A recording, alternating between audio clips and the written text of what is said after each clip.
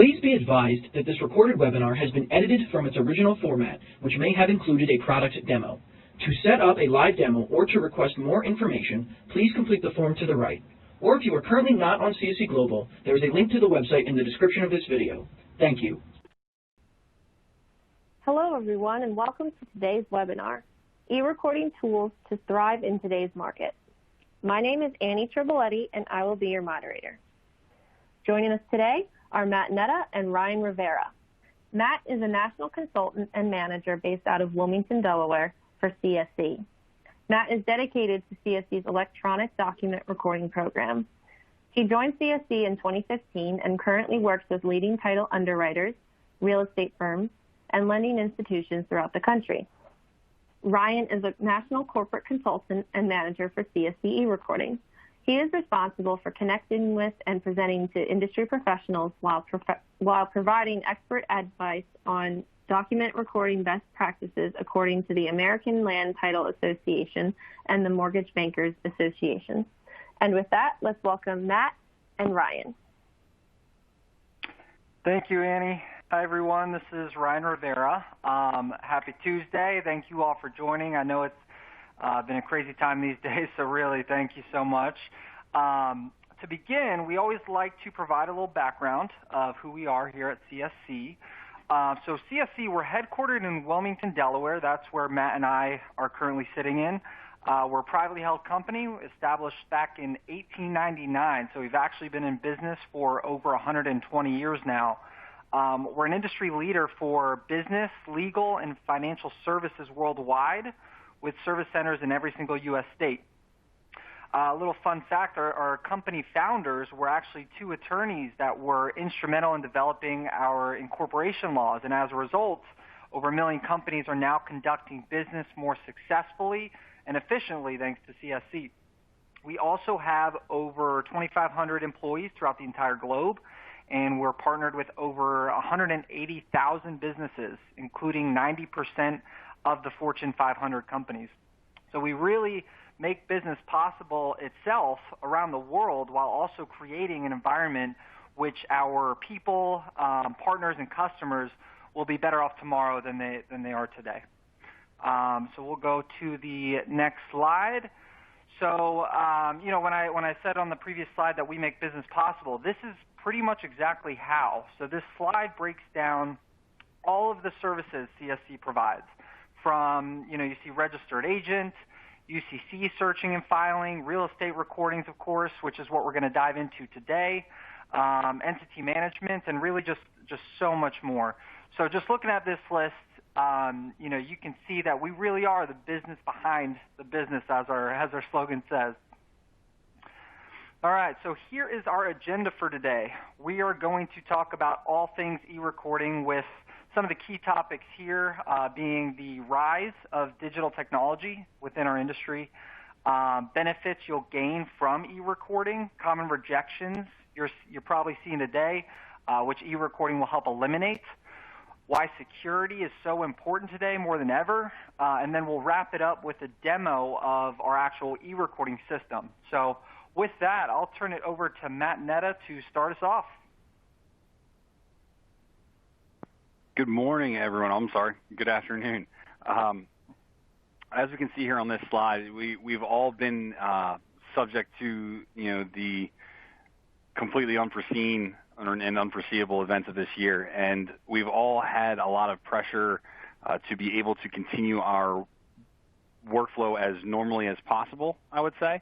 And this slide really kind of illustrates where different parties throughout the transaction of buying and selling real estate fall within the specific pressure they've felt to find an electronic solution to be able to continue conducting business.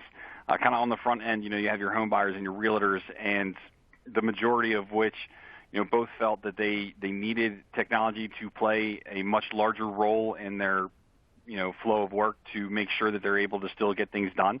And then on the back end, with financial institutions and settlement agents, conducting the actual final paperwork and the final recordings of the documents, this is where e-recording and CSE really does come into play for those types of entities where they need to be able to have a solution to get their documents on record as quickly and as accurately and as possible. And then that's really what we aim to do here at CSC, and providing that solution so that you don't have to worry about getting your documents there on time and staying in compliance and so on. When it comes to specific legislation that's been passed over the last decade or so with regards to the recording process and the process of bringing that into an electronic age, we kind of run into these four main legislative acts that have been passed. First being UETA, and basically what that did is it allowed for an electronic signature to become legally binding. It made sure that, regardless of the method of execution of a document, it still holds its validity. From there, we kind of move into the eSign Act, and the eSign Act assumes that when all parties to the transaction agree to electronic execution, that the validity of that document from there on cannot be challenged solely because it was executed electronically. So it took a process, of electronically signing a document, and it made the parties, become agreeable to the fact that that's how it's going to be executed, and that if anything were to transpire past that, you can't challenge that document's validity just because it was signed electronically. Going forth, UPERA in 2005 was presented and passed and approved by the American Bar Association. Since then, it has been enacted by 37 states, and currently Alaska has it, in their House bill to be reviewed. And lastly, the revised Uniform Law on Notarial Acts. What this does is it allows for notaries to utilize electronic means to conduct their normal notary workflow and electronically notarized documents, assuming that the process that they are using, so the electronic means in and of itself, have been approved by their respective state commission. So it kind of lumped in that last piece of being able to make sure that the documents can be notarized. And the two most common forms of this is RON and RIN, and we'll get into that in just a couple of slides here. But with that, I wanted to actually give it back over to Ryan so that he can, go into a little bit more depth with some of the governing bodies in our industry and how they've come to terms with the more electronic processes that have needed to be put in place. Yeah, thanks, Matt. As we all know, our digital world, it's constantly changing and adapting, and it's more important now to keep up with these recent standards and key pieces of legislation that Matt touched on moving forward. So you'll see MISMO as the first bullet point here. They're basically an organization that has established a set of standards that gave us like a rule book or standard process to follow with all these different parties involved in our daily transactions. And not too long ago, they announced the release of its finalized remote online notarization standards, which just allow for the use of audio and visual communication devices to notarize documents in a virtual online environment. So basically a faster, more convenient experience when it comes to digital closings. In addition to that, MISMO also ensures of consistent implementation of RON laws across all 50 states. So, we've almost shifted to now living in a remote world with much of the nation working from home due to this pandemic. So we have, already and will continue to see these electronic process approvals expedited in jurisdictions throughout the country. One thing that's also good to keep in mind here is that, before any new process like remote online notary, for example, is implemented, the GSEs, the title underwriters, county recording offices, they all still need to approve and accept these processes internally. And I do also want to mention, this is something that comes up regularly. I hear about a little confusion between e-notaries and e-recording, and if they're one and the same.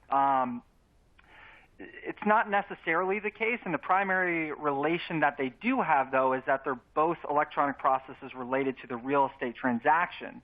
The notary seal obviously has to be placed on the document before you can e-record that document. So e-recording, best way to think of it, it's purely the electronic delivery, delivery being that key word of a real estate document to a specific recording jurisdiction. So I always like to refer to it as kind of like an electronic FedEx. And then that last bullet point there for TILA-RESPA, which just requires an electronic audit trail for lenders. CSC, we work with lenders all over the country that utilize another portion of our system to e-record assignments and releases. So this is another rule that we have to comply with so that all of our submitters can successfully meet these standards as well. One example of how we incorporate this into our e-recording system is through our reporting hub feature, where you can monitor any action performed within your e-recording account, giving you that complete audit trail.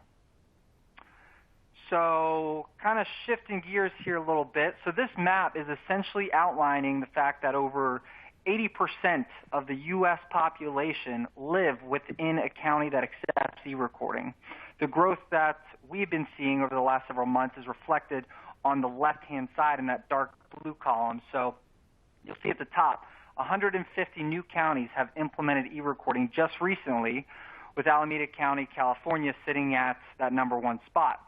And what that means is that Alameda was the first, or not the first, the largest county remaining to implement e-recording in the entire country. They got a population of about 1.6 million, so it's something we're very excited about to get them on our network that is constantly growing every single week. You'll also see a major Kentucky county on this list, Jefferson County. So Kentucky is very interesting because they've had a tremendous growth just this year alone, with the primary reason being that they just passed legislation to permit e-recording across the state. So they're one of the last states to begin e-recording, but they've had very rapid adoption among the recording jurisdictions, and you can see that reflected here on the map. And then you see Delaware County, PA, which has actually been a long time coming. We're very excited about them. They're one of the final eastern PA states to activate e-recording. And then you'll see Utah County, Utah, and Solano County, California, both expanding their e-recording networks and really closing the gap of counties e-recording in their respective states. So in total, we're partnered with over 1,800 counties in 48 different states throughout the country, adding new counties, like I said, literally every single week. So our network is constantly growing. So when we begin to talk about really the benefits that you'll be able to see when you utilize and you implement e-recording, they're really kind of outlined here for you. So when you talk about your document submissions, your documents are submitted essentially the moment you click send. When you click send, within our e-recording system, within seconds your documents are in the queue for the counties awaiting the review by them. The submissions and everything that you do really in our system is date and time stamped right on down to the user profile that conducted the action. And then offices, as we know, they always record on first come, first serve. So whose document is going to get there first? Someone that clicks send from their office and it's there within a couple of seconds, or someone who has to put it in an envelope, throw the postage on it, get it out the door with either a courier or USPS or UPS, FedEx, or someone actually gets in their car, drives down, pays for parking, waits in line, and then finally gets their document recorded. So it creates those efficiencies so that you can more accurately and get your documents sent over on record and close that gap. Just to pivot here for a second, we're kind of just talking about, a pre- and post-pandemic world. And a lot of the questions that I've recently been asked is, have we seen a lot of increase in the time that it takes for documents to process and record documents, from, pre-lockdown to post? I did do a little bit of research on this, and, just some of the things that I found is that in a lot of high populous areas, we actually saw a decrease in the amount of time that it took to get the documents on record. Florida, for example, where they had been averaging in the beginning of the year around 25 hours to get a document recorded, reduced that down to 19. Illinois had a similar reduction where they went from approximately 20 hours to 16.6. Now, there were some counties that were on the flip side of that, but even so, the differences or the length of time that it may have taken extra to get them on record were marginal at best. So, for example, Air went from about a 23.6 hour average recording time to 24.7, so 1.1 hours extra. In Ohio, they went from a 9.1 hour average to a 9.6.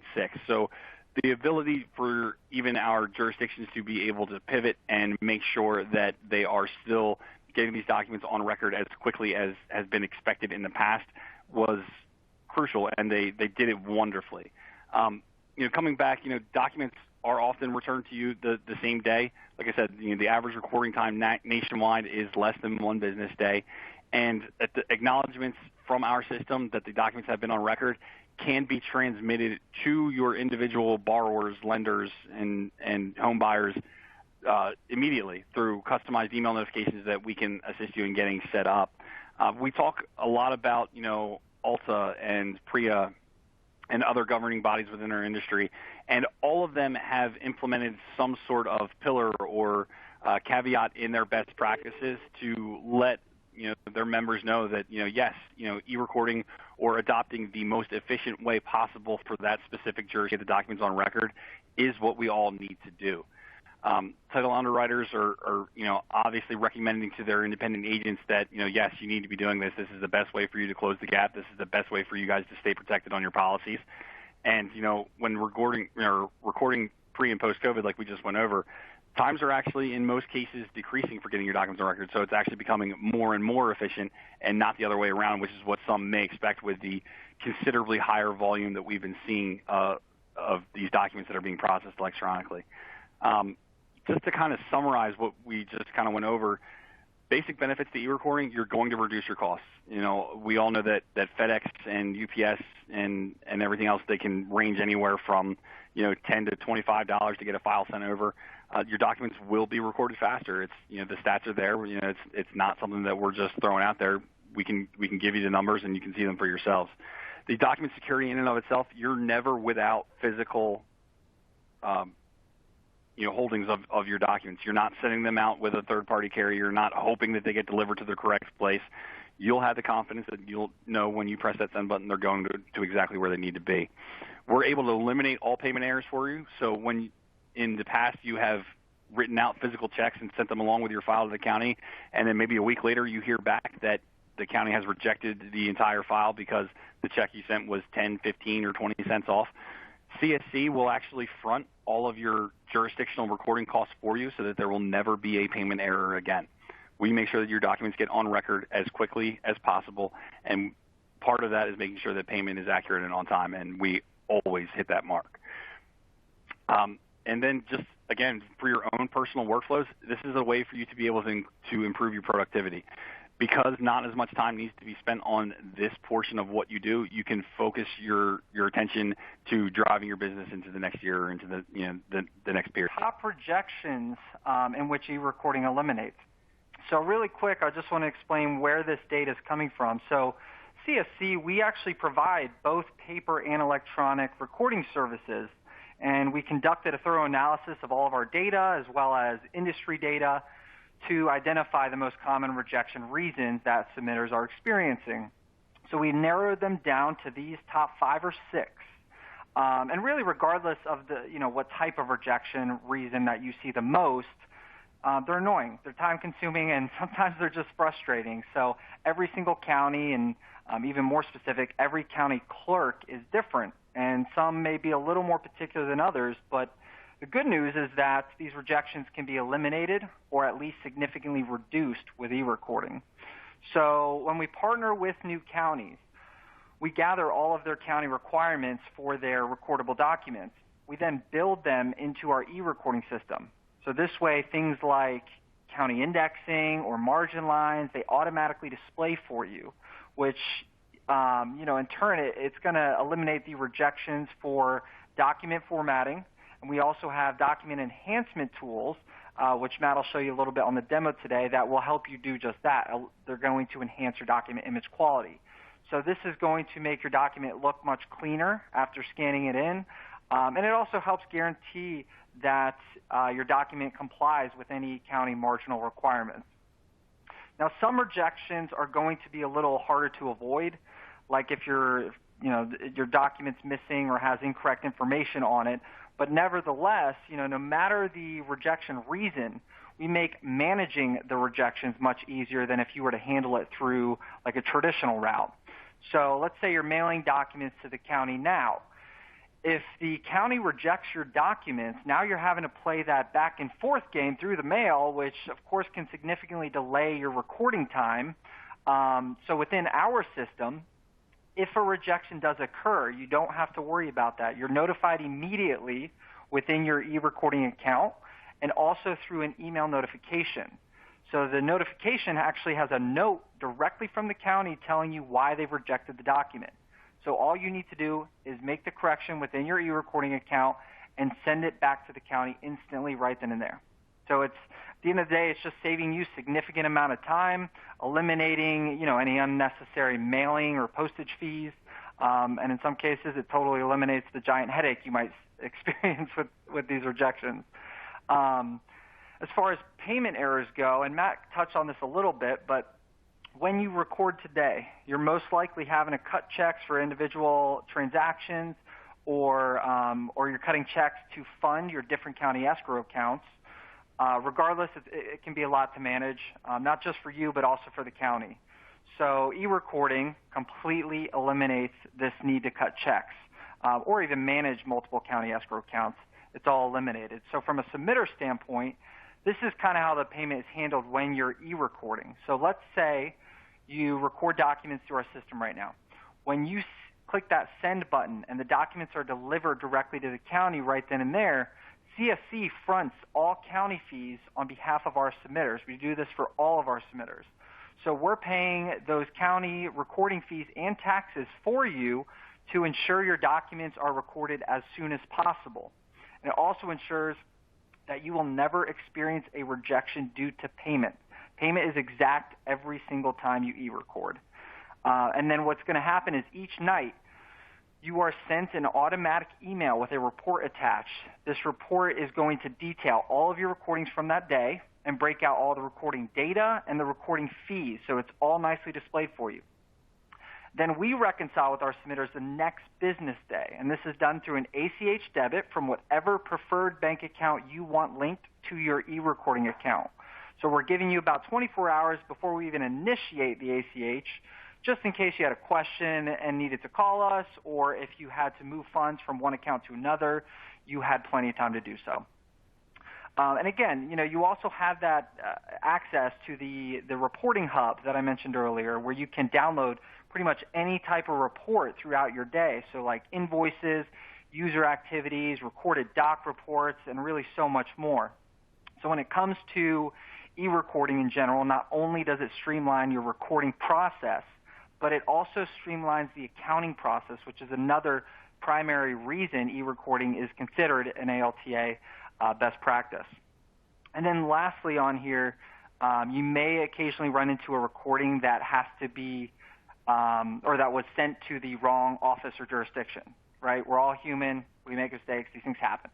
So what do you do about this? Some counties, and this is kind of just good to know, some counties share common names. So for example, in the U.S., there are 31 Washington counties, and there's 26 Jefferson counties. So to make things even more confusing, sometimes there are jurisdictions within a jurisdiction. So you got like St. Louis County, and then you have the city of St. Louis, both recording jurisdictions. So then what's the best way to avoid these mistakes from occurring? So first, we want to be thorough. Do our research and validate the property location before submitting the document to that jurisdiction. Our eRecording system, it significantly reduces this type of rejection because we actually have several checkpoints where you're able to double check that you're sending your documents to the correct jurisdiction. You can also search by the specific county name and state to help eliminate any possible confusions. If you have a primary county that you work with, like 90+% of the time you're sending docs to them, you can also set a default county and state so that it's auto-selected for you every time you go into record. So again, these are all just the top rejections and some of the many ways that CSC can help eliminate them with eRecording. So switching to security, so the importance of security in our industry, and this was on the poll. This was one of the answers on the poll question.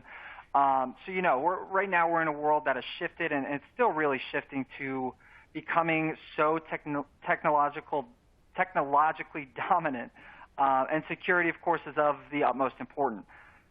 So, we all know technology is created to make our lives and everyday tasks easier. Within our industry, And whether we like it or not, we're in the stage of making e-closing a reality, and in fact, in some areas, it already is. So with all the different pieces of technology and software vendors out there, you put yourself at a major risk if you don't pay attention to the security measures that you and your vendors are taking to protect your company. But really, it all starts with first evaluating your company's security measurements and really being able to adjust them as technology changes, especially in these COVID times. We all attend our local and our national industry events. So you got your LTA events or your MBA events. You can find a CSC booth at almost every one, and I'm speaking from experience. I'm always at these. But anyways, every single year, security is a major topic, and it's really for a good reason. Your businesses, your partners, and your vendors, they should all have a business continuity plan in place that includes security. And if your company does not have that, it's definitely time to make one. If your vendors don't have one, then it's probably time to consider more secured vendors. And as you're vetting these vendors, you should always ask questions about the security. I really can't stress enough how important security is, and not just for your company, but even for our personal lives. So how do we handle security here at CSC? So to start, we actually have a disaster recovery process in place in case of, wait for it, a disaster. We have several backup servers in different states. We are SOC 2 audited, meaning we use an outside firm that audits and reviews and lets us know that our systems are secure and abide by and meet the greatest level of standard. In addition to that top bullet point, we utilize encryption, we utilize digital wrapping technologies just to ensure that no third party can alter, intercept, access, or change documents in transit or at rest. So just to put that in another way, our systems are locked down and extremely reliable. So in addition to working with all the major title underwriters in the industry, CSC also works with 8 of the top 10 financial institutions in the country, and we meet all of their security requirements. And I'm sure you guys can imagine how thorough that is. And then internally, we educate and test our 2,000 plus employees multiple times every single year on security, which just further helps to protect our employees, our company, and of course our customers from any type of security risk. So, we just want to make sure we flex our muscle here a little bit because, like I mentioned, security is one of the highest priorities. So please do not ignore it. It's so important, especially working from home and relying so much today on technology. So I'll turn it back over to Matt, and he can close us out and talk about some of the fun features that we got coming up. Thanks, Ryan. I couldn't have kind of said it better myself. As Ryan said, we're kind of flexing a little bit, and as we should. We've put a lot of work this year into different tools and enhancements that our submitters have asked for and that the industry, desperately needed. We always try to remain around the premise that we want to make CSC, whether it's just CSC eRecording or CSC as an entire company, a one-stop shop for anybody that needs or wants anything to do with, making their workflow more efficient. And what we're looking at right now is a few of the ways that we've done that.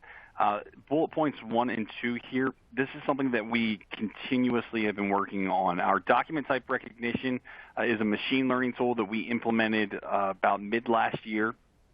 And what it gives the availability to do is once you upload the image of your document to our service, it actually screen scrapes it, looks for recognizable language, and then returns to you the suggested doc type for that specific county. And you'll see that in just a moment when I actually go through a live demonstration of the eRecording platform that we can offer you. Then beyond that, the integrations that we have with different title softwares, so your RamQuests, your ResWares, SoftPros, AccuTitle, Landtech, you name it, we probably got it. We are constantly in communication with those providers looking for ways that we can make those integrations tighter, smoother, faster. And we implement those as quickly as we possibly can to make sure that the user experience from the time you open your file to the time it closes is as efficient and smooth as possible for you.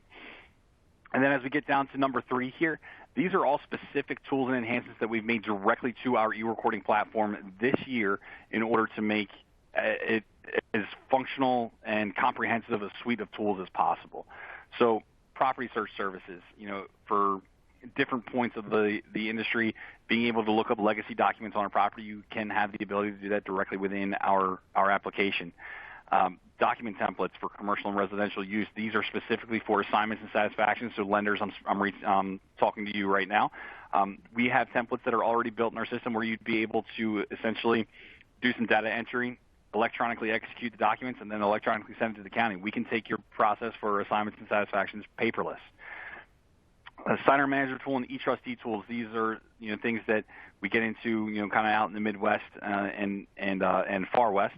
eTrustee services. So if a property needs to be have a trustee designated prior to the release being put on record, we can assist with that as well. Email notifications and more specifically custom email notifications. Once your document is placed on record, we can actually upload a template of your letterhead, your verbiage, whatever you'd like it to say directly into our system so that it will automatically send that custom email notification to the homeowner or the new buyer or whomever that you would like to be notified that the documents have been placed on record. And, hey, we can even attach the recorded documents to that notification so that they'd have them readily available.